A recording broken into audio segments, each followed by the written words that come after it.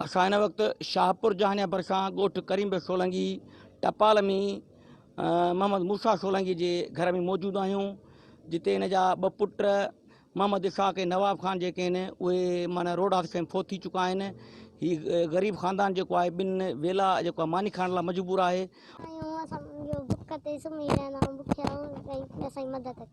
असांजो केरु बि न आहे, मुंहिंजो मुड़ुसु अटैक में वियो हलियो, असां राति खाऊं था त ॾींहुं वेठा आहियूं। असीं ग़रीब आहियूं, असां सां का मदद कयो।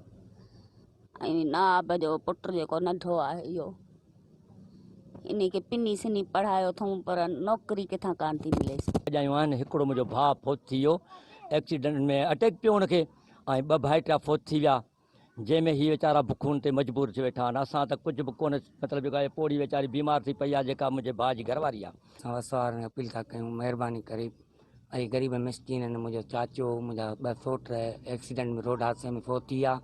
चाचे मुंहिंजे अटैक थी वियो, उनखे ॿ घर वारियूं, हे बेवा आहिनि सफ़ा, हिननि जो केर बि कोन्हे को अलाह खां सवाइ। असां वसवारनि खे अपील था कयूं, वज़ीर आला सिंध खे ऐं हुकूमत इमरान ख़ान खे, जिथे बि असांजी आवाज़ु वञे थो, अपील वारनि खे अपील था कयूं त महिरबानी करे हिननि जी माली मदद कई वञे। हिन ख़ानदान जो इहो चवणु आहे त असांखे हिन महिल ताईं का बि नौकिरी बि न ॾिनी वई आहे ऐं असां बुखूं काटण ते मजबूर आहियूं।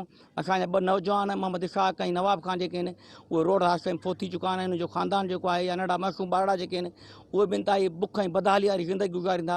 इन करे ज़रूरत हिन ॻाल्हि जी आहे त हिन ग़रीब मिसकिन ख़ानदान जी मदद करे हिन मां बेचैनी ख़तमु कई वञे। कैमरामैन असद बुगियो सां गॾु ज़फ़र बुगियो, सिंध टीवी न्यूज़, शाहपुर जहानिया।